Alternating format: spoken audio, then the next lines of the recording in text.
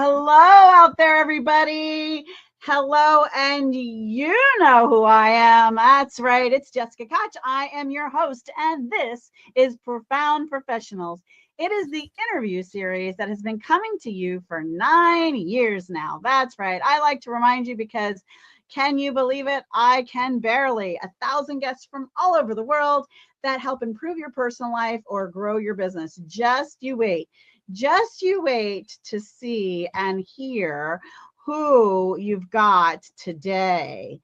So today we have Gary, and Gary is doing something super duper special. He's the founder of AI Twin, which is a privacy first digital support that learns your voice and your routines and your values, and it'll help you have more time, space, peace of mind, confidence across everything that you do in life and work, so whether you're talking about personal research and things you need done for you, or whether you're getting more done in your business in a voice that you can feel confident, sounds and feels more like you, well, then you are in the right place. So tell me, how did you decide to do this? Thank you, firstly, for having me on today, Jessica. That's a good question. And the birth of AI Twin came on the back of a lot of personal frustrations. I think we live in a world surrounded by a lot of noise, hype, notifications now, lots of different applications and subscriptions. And I wanted to find a way to instill calm and confidence into our digital lives, that would move us beyond having all these fragmented and separate applications to almost having a single lens and view of the world, through essentially a digital assistant that becomes an AI extension of ourselves. And tell me how does that happen? Tell us a little bit more about how that works, right? Okay. I guess one of the kind of easiest way to kind of explain it would be that a lot of people use ChatGPT, for example. It's lots of people are familiar with that. That's a great example to give us a start. Now, a lot of people have now got to the stage where they're now quite happy with what the output is. So it's starting to make them feel clever. They're starting to finish their sentences. It's starting to understand who they are, who their dog is, maybe what their business is called.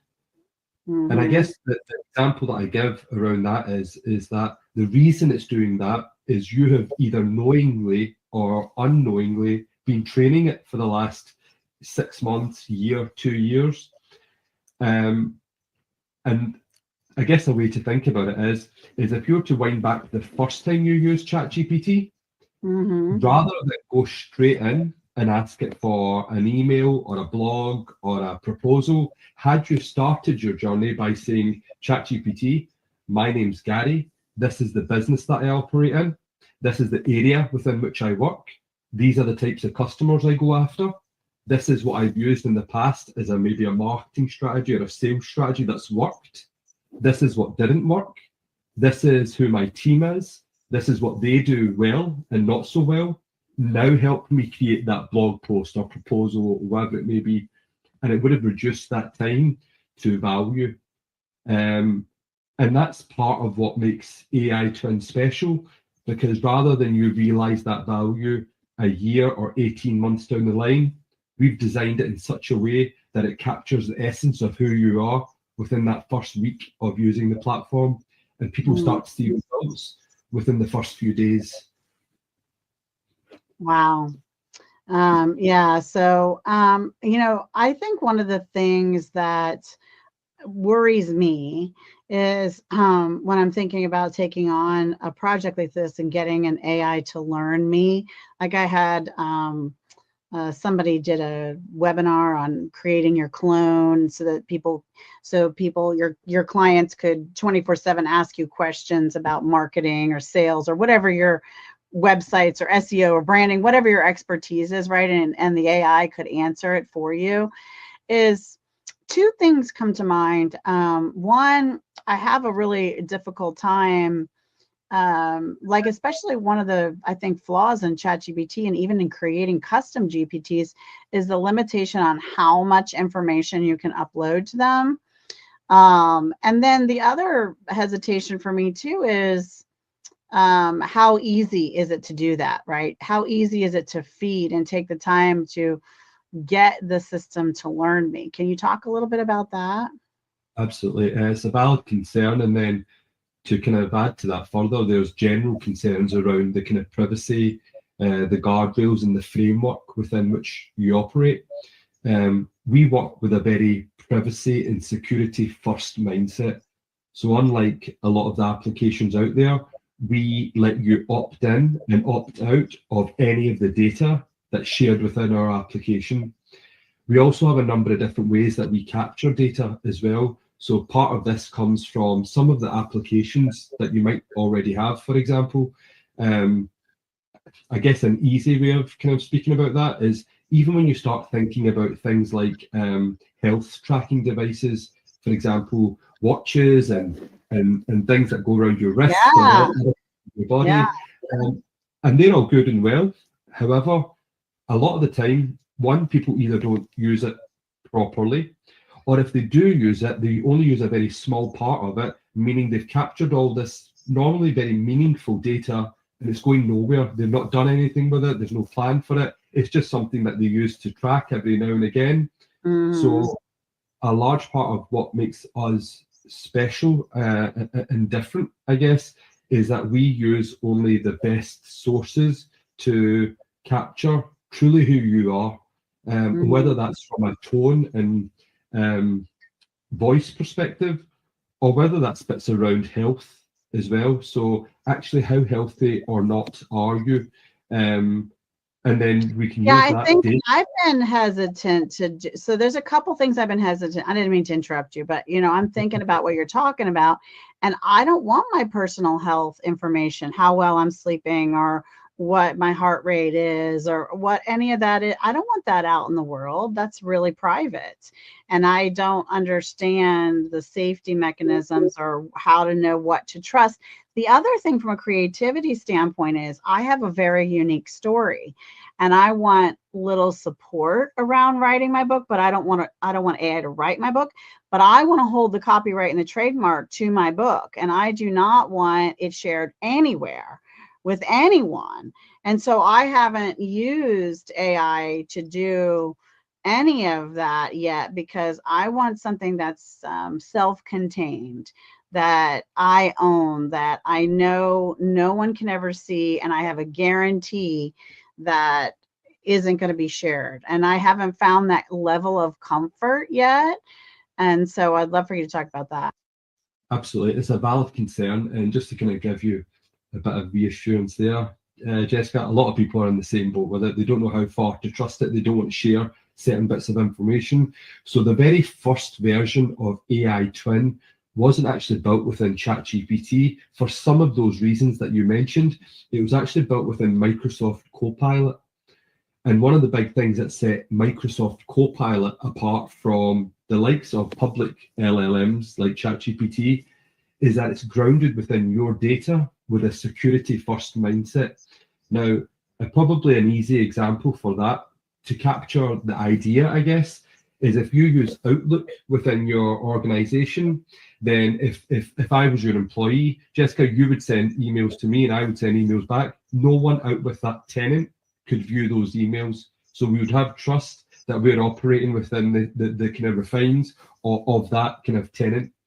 And that is part of the foundational technology that makes things like Copilot the right next step for businesses when they're looking to deploy AI, because it does give you that guarantee and trust that your information is not going anywhere. So you can upload a list of your customers, you can upload your ideas, the good, the bad, the ugly, and you don't need to be afraid of it going into that wider world. And although ChatGPT is now starting to implement some of those security features, it's not where Copilot is today, and that's very type of technology that helps keep AI data safe and secure. And is that something you get when you're working with the AI twin? Yes, you do. So it's very much built with that in mind. There was actually quite a large public scandal that happened about 7 or 8 years ago, maybe a bit longer, where people's personal information that was captured through social media channels was used to influence elections. So that data was then sold and aggregated. And part of that problem stems from the fact that for too long now, a lot of software companies have been able to get away with capturing individual information and then selling that off to advertisers or marketing companies or whatever it may be. We very much build with the opposite in mind, that simply, there's a very hard line there, that any data shared within AI Twin would be shared there, but you would also get the option to delete it at any point. And there would be a full audit log for where that information is and when it's been removed. So you have that confidence. So we don't do lengthy privacy statements. We have a very clear audit log that lets you see that you shared this and now it's been, for example, deleted from the system, meaning it's not going anywhere. Well, that's really good. Okay, so if someone comes to you and says, okay, this AI twin thing sounds good, I'm not exactly sure how I'm going to use it or how to start or what to do, how do you help clients? What's the next step, Gary? So one of the things that we like to do, and this is where, again, a lot of businesses struggle with ChatGPT, is that they use it like a bit of a vending machine. So they go to it for something and they ask for something in return, which is all good and well, but it only helps them then tick off certain tasks or projects and not necessarily the ones that add most value or that's the most important to them. So we spend quite a bit of our time at the start capturing actually what's important to you. So if we think about it from a business lens, it might be that proposals might be actually what you need to work on, or actually hit pricing strategies. For example, there might be similar businesses across the world and you're not capturing how you benchmark against them.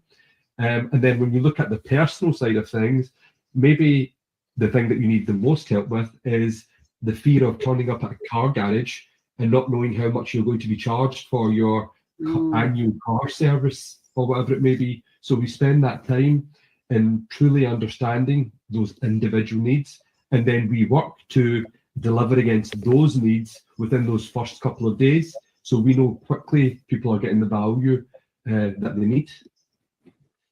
Now, that's really valuable, because I say the only challenge really, I mean, there's a couple of, I guess, people have apprehensions and things like that with AI, but really to me, and we talked about AI being the Wild West right now. And, you know, my standard disclaimer is we're not giving you financial, legal, or medical advice. You know, AI is going to have rules and laws and all kinds of things. It's the Wild West right now. So you're grown up. You have to take care of whether you're watching this video today or 5 years from now.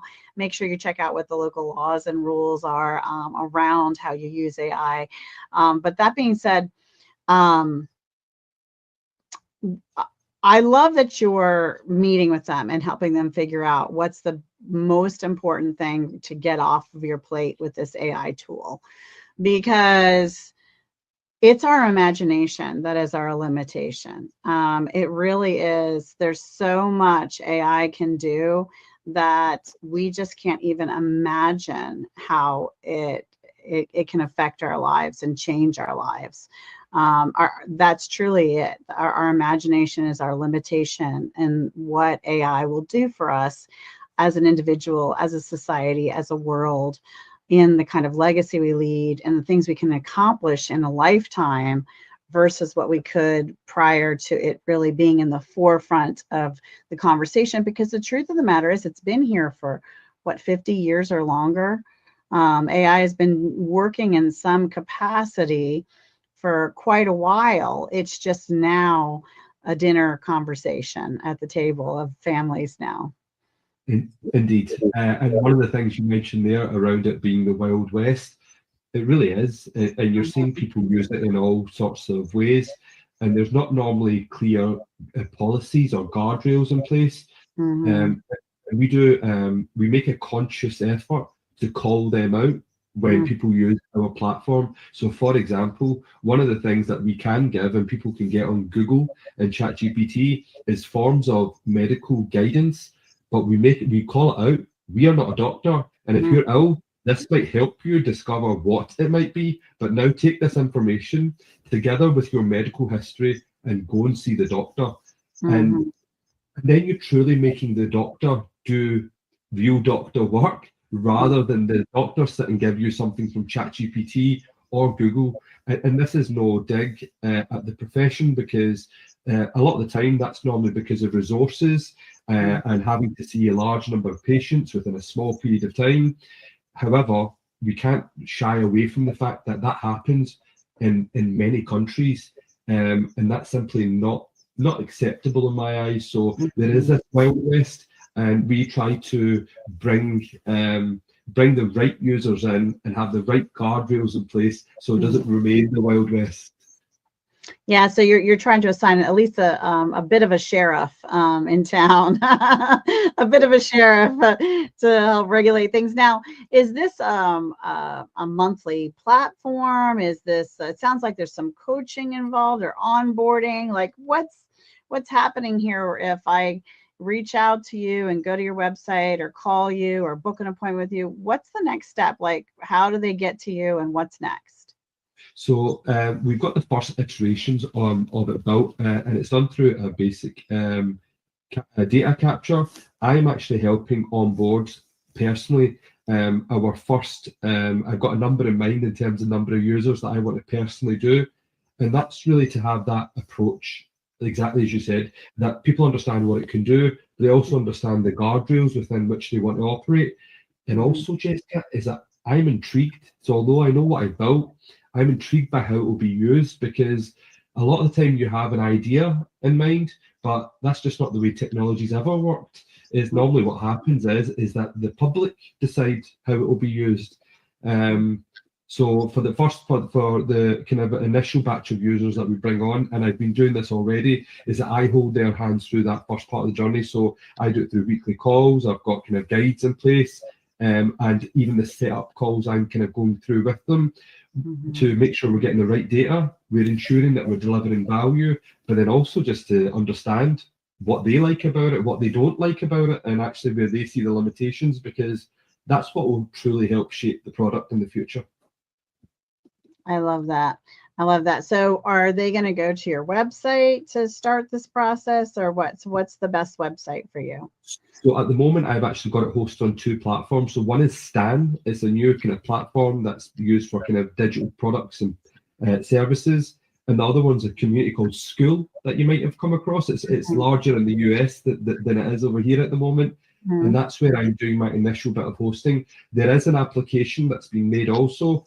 I've just got some adjustments that I've asked to have made on it at the moment, Mhm. because I think we can come out with a better product essentially, and I want to be sure that I'm proud to stand behind the platform when it's in its kind of finalized format. So for now, Mhm. it's on Stand Store, it's on School. There is an application that's been built out, and we're hoping that should be released over the course of the next couple of weeks. If they went to school, which is SKOOL, Yes, it what is. would they search? So it'll be under AI Twin Okay. and Copilot, so they can find me there. And I jokingly say that although at school, I very much treat this as AI university. Yeah. And rather than have those early kind of stage use cases, I'm more concerned with people that want to start using it right. They're not just looking for a shiny tool or a shiny image or a shiny video. I think there's plenty of people out there that can have those conversations. I'm more looking for the users that are more serious about using it. More holistically within their organization, and the ones that truly get the fact that it's not just something that you bolt on to your existing processes, it's going to reshape the business entirely. Hmm. I love that. How about give us a tip that we can use today? Okay, so I've got, well, I guess that one of the tips that I would share is what I mentioned at the start. So if there is a lot of people that are using ChatGPT at the moment and they're getting good results, I would encourage them to go back into ChatGPT tonight and build out and share a profile of who they truly are.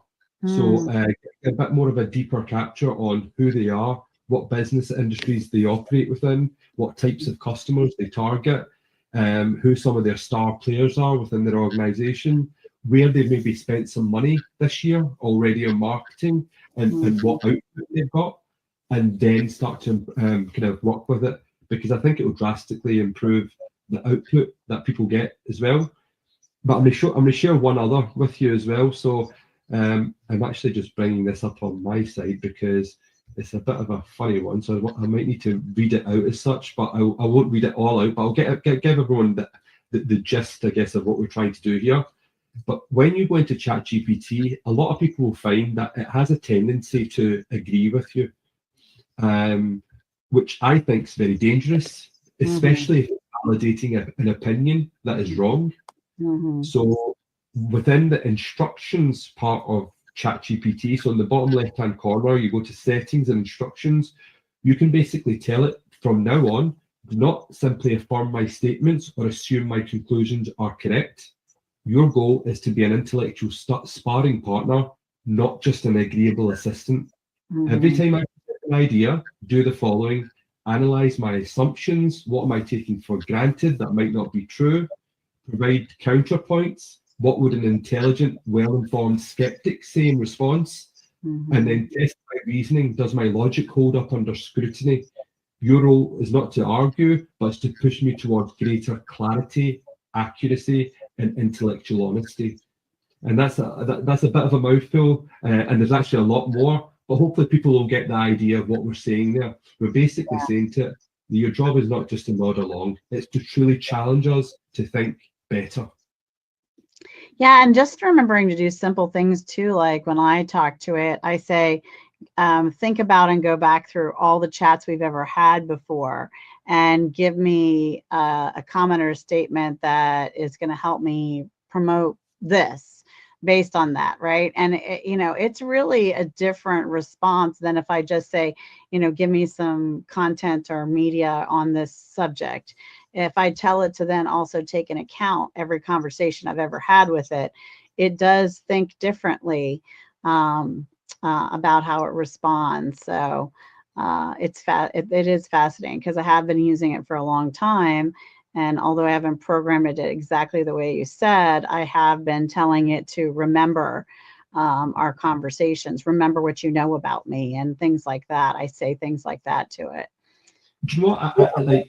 I would encourage you to try Copilot. And the example that I always give for this, and this may or may not be applicable with you, Jessica, but I certainly think it will be with a lot of the listeners. So a very simple use case for something like Copilot over something like a ChatGPT product. And by the way, I'm not commissioned by either of them, so there's no affiliation there any longer, I guess.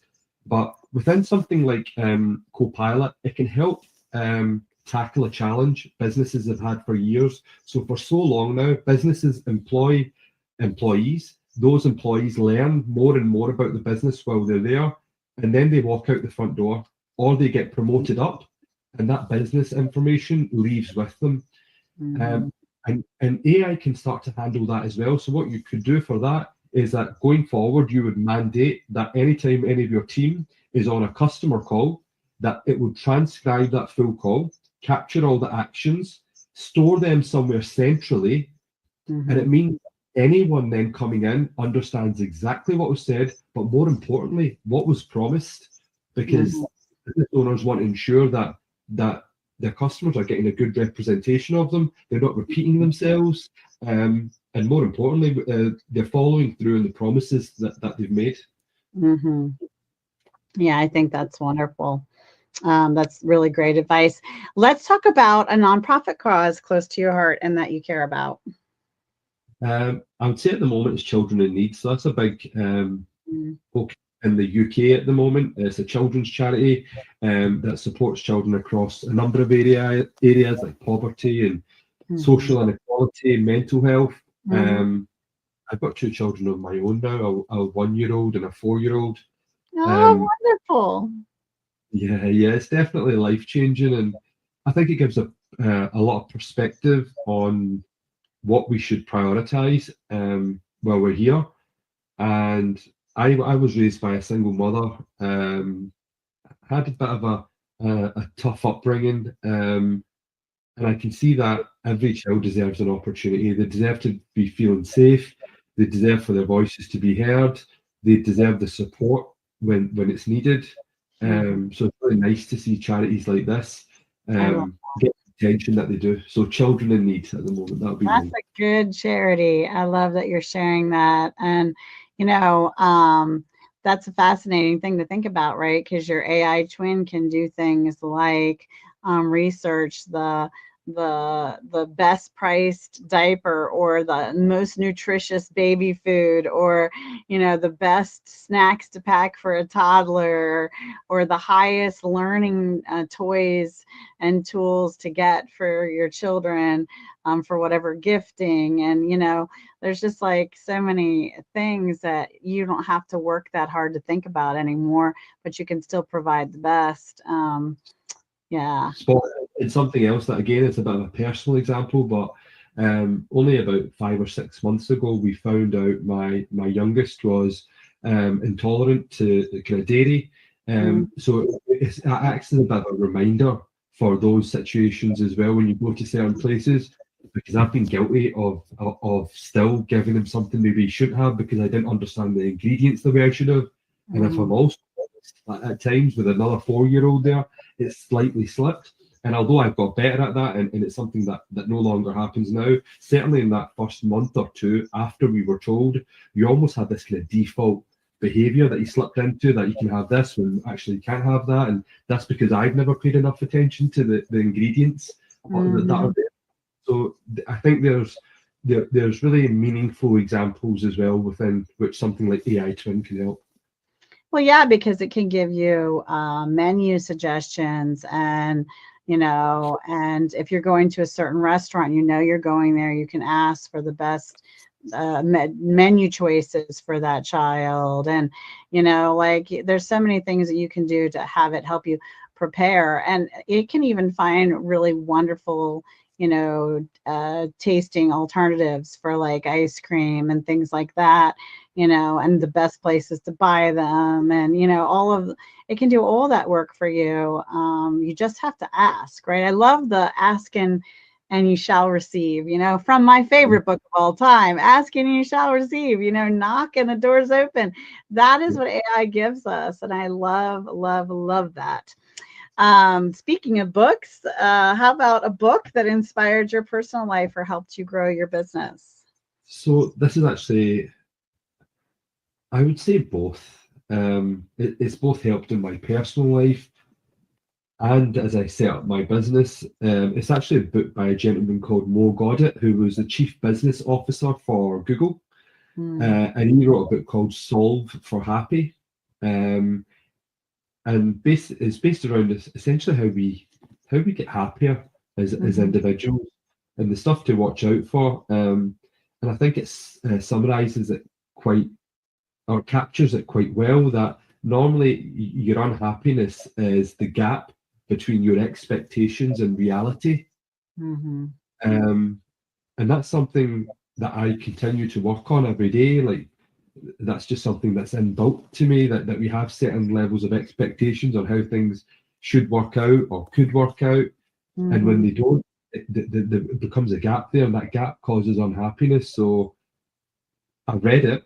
I've actually still got maybe a page or two or a few more just to read. So I'm right at the end of it. I've shared it out because the rest of the book was that good that I had to get others to read it. But I'm still trying to apply all the practices from it. Sometimes it takes going back through a book 2 and 3 and 4 times, to little section at a time, and apply what you learn when something's really good. And really, there's so many books out there that can be life transforming, but they can only transform your life if you put them into action. And so that first read or that first audio listen usually is just the beginning of a journey in a book. in my opinion. You've got to then go through and begin to take action on the different sections and solutions that they're giving to you, especially ones that are for like self-help and improving your life or growing your business. Those kinds of books really usually have action steps you can take for what's next, right? Yeah. To make this happen. Spot on it. And do you know what? That's another thing that AI Twin actually helps with as well. So one of the, and that came on the back of me realizing that we read a lot of content, we capture a lot of really good stuff, and either it sits in your inbox or it sits on the book on the shelf, when actually the bits that you've highlighted, they've stuck out for a reason. And if there's somewhere where you could capture them and have it remind you at the right time, then that's when you really truly start to get the lessons from it. So it's something that we've built into the platform, and it actually came on the back of exactly that, Jessica, like reading books and always thinking it'd be great if I could do that, or I should do a little bit more of that, and you never get round to it. And sometimes people don't read a book twice, and I think there's just something there that you can fix with a little bit of technology. Yes, I totally agree. And all of these authors, whether alive or no longer with us, I think their heart's intent was for us to be inspired and take action. And having an AI tool to allow us to be inspired by them and take action, both, which is the real formula here, is a beautiful thing that AI is bringing to the table for us. So I think that's awesome. Now, you haven't written a book yet. You got the AI twin out there, but do you have a gift or anything else about your program that you want to share with us? So I am in the process of pulling together a bit of a guide, and I've shared actually a version of that on my LinkedIn today, just around the things that businesses should consider before rolling out AI. So even if people are on their journey already, I think it's also a nice point for them to stop and slow down in the short term to really accelerate in the short to medium term by putting some of those foundational bits. So it's already available on my LinkedIn, and I'll make an effort to share it with you after this as well, Jessica. And that is just to get people thinking about the right stuff before they start to get distracted by the shiny stuff. And a lot of that even just comes from, I call it kind of getting your house in order. So your data, where does it live? Is there duplicates? Is there out of date stuff there? Is your customer's name spelled correctly? And it's just about getting those components right to then really turn on AI, and then you can turn up the dials and you start to get much better output, much better meaningful output. You know, I just thought of a great invention, and maybe you can add this to your tool, and maybe your tool will do it. I don't know. I just had a brilliant idea. Do you know I have a something I believe AI could solve. I have data on my computer. I have data on external hard drives. I have data in Google Drive. I have data in Dropbox. I have data in, all these places. I would love for it to make sure that it only lives one time in each of those places. Like, because sometimes I have 6 of them, the same download on my computer, and I do want one of them to live in all of those places. I want a copy of them all in one of those places, in every one of those places, because if something happens with Google Drive, I got it on Dropbox. If something happens with my computer, I've got it on an external hard drive. If something happens with that external hard drive, I got it on my main computer. So I'm a believer of duplicates, okay? Because data gets encrypted, things get, infected, like all wackadoo stuff happens with digital data, right? So I want a copy in all my places, but I only want one copy. And I pay a lot of money for storage. So that solution would actually save a person a ton of money and a ton of time, because I don't have time to go through and see how many of duplicates of a video or a picture or a download document or zip folder do I have that are exactly the same. Can you make me that, Gary? That's a good idea. It's a big ask, and it's a great idea. It is something we have looked at. It's not in the first version at the moment, but I recognise, and as a platform and company, we appreciate that people have different data in different places, but they also have different what they will consider best practices for doing it. So you're absolutely right in having that approach, Jessica, because you wouldn't want your data tainted or for stuff to be lost. There's other people that want one single source of truth and they're happy to entrust the system. So we are looking at that at the moment, but there's still a bit of work to be done. But I think it's a great idea. I'll give it a little +1 from you. Yeah, you put that on your checklist. Yeah. Things to do for Jessica. Yeah. I love that. It has been so much fun to have you on the show today, Gary. I hope you've had a good time and that you've enjoyed it. Before we roll off to the final thought and we start to close things out, I would like to know, are you using AI Twin right now? And what are the top 3 things that it saved you time and money for in your life? So I am using it at the moment. And the use cases, so I've been using it for probably about 6 months now, as I build it out and add stuff to it and improve stuff. And I can't tell you the number of different things it's helped me with. It's helped me remember my pet medication that's on. So you've got a different medication that I need to take, and I always forget which one it is and when I have to get it. It's helped me act as a bit of a reminder tool as well. It's allowed me to cook meals exactly like you mentioned earlier, in line with my nutrition plans and knowing what's in the fridge. So it amalgamated those informations and given me something meaningful. I've used it to prepare for doctor's visits as well, without getting it to act like the doctor, being respectful that a doctor is a doctor. I've actually just went in more prepared, and probably just personally, it's helped me with mental health as well. Because at times, a lot of, I think we don't give enough focus to, for me, something that's so important. And a lot of the times I realised that I knew what I was feeling, but I struggled to articulate it. And actually using it as that sparring partner, like I mentioned, that intellectual sparring partner that gets you to a degree of honesty, has helped me then put into words quite often what I'm feeling. That then enables me to do something about it. Because if it's just mess in your head alongside everything else and you can't explain it, I believe quite often you struggle to do anything about it. So the use cases have been expansive and they're growing every day. But I don't think there's a single part of your life it can't help improve. Well, and that kind of thing, I love that you're building this thing that's closed and private, like the doors are closed and no one else can see this, because you wouldn't want to work through those feelings and have that be made public. You would want to make sure that if you're working through, a memory or a trauma or just where you're feeling right at this moment, you would want to be able to do that in a safe space.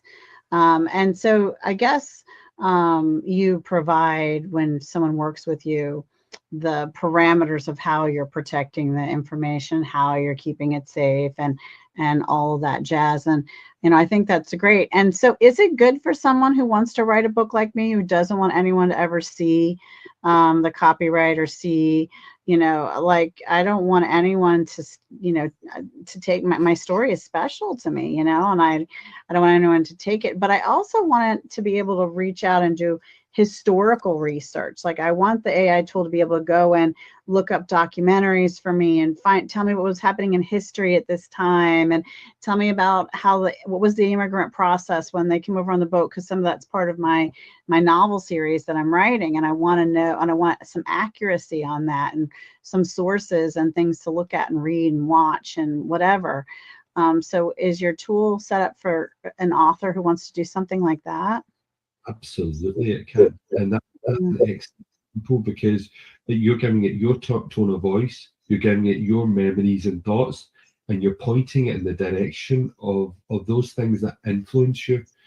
And another kind of click down example of that, where I can go back to historical information and bring up what's meaningful, is that I've identified a couple of things where it can help with even things like dementia or short-term memory loss. Oh, wow. By acting as that assistant that truly helps you remember the important things at the times that matter to people. I've been really mindful and conscious of those things. So I've spent a lot of time looking into it, building out those components. And it's why I'm not rushing it to market, because I can, like, with this type of technology, you can build an application in an hour or two and ship it out. But my kind of view on this is very long term and not short term. I truly believe it can not just capture those memories from the past, but it can help reveal or bring to light the right ones at the right times. And that can absolutely help with something like a book as well. And here's quite a cool thing. So the way I'm planning on building this final version, and there's still a few updates to do before it can truly do this, but this is the vision, is that when you get to a certain stage in life, is that you can get it to write your life story for you in your voice. That's very cool. And there's just something in that. Again, in my head, it sounds like a great idea, and as we build it, it sounds quite exciting, but only the public will truly decide what it means to them. Yeah, that's really cool. Well, thank you so much again for being on the show. And if you're out there thinking, well, wait, I've invented a new software technology, I've written a book, I'm inspiring people out there. Well, you should come on and get on Profound Professionals. We'd love to feature you as one of our guests. We have over 1,000 guests we have promoted and featured globally. I'm very proud of that. And you could be one of those many that we feature here. So reach out to us and our team and we'll talk to you about getting on the show. But before we say goodbye, Gary, would you share with us a final thought as we go today? Yeah, I have a final thought. So, and this is something I've been thinking more and more about recently. So quite often when we speak about AI, it's seen as this kind of big, bad, scary bit of technology that will change the world forever, and quite often it's viewed in a negative lens. And you've got to bear with me on this analogy, because I'm not sure if it's absolutely watertight, but in my head it kind of works. But if we were to see AI as this big hammer, now that hammer is simply a tool. Now, if we were to put that same hammer in the hands of everyone on the planet, surely that puts the odds in our favor, as opposed to the technologies. And what I'm teaching people what to do within school is to how to truly swing that hammer. So yeah, that'd be my thought, because quite often when we speak about AI, it's seen as this big scary bit of technology that will bring all these kind of negative things into society, and there may be an element of that, but I believe we have an opportunity to truly put the odds in our favor by arming each of the individuals that are on this planet. Because if we get smarter as a collective, then surely together with its help, we can be smarter than it by itself. Yeah, I love that idea. I always say, any tool that we've ever been given in the history of time can be used for both good and not so good. And, social media has its ability, and the internet and the webs, to connect us from across the world. I'm talking to Gary in Scotland, right, or in the UK, and here I am, in Maryland, and it can do beautiful things. It can help us promote charities and spread awareness and spread positive stories, and it can also do things that aren't as loving and good. And so it's our job as a society, as a community, as a world, as a globe, as a humanity, to use the tools at all of our disposal to build something good, because a hammer can build a home, it can build wonderful things. And, you can also accidentally bump your thumb with it when you're building something. So it can be used for both positive and negative, right? So just about everything has a light and a dark.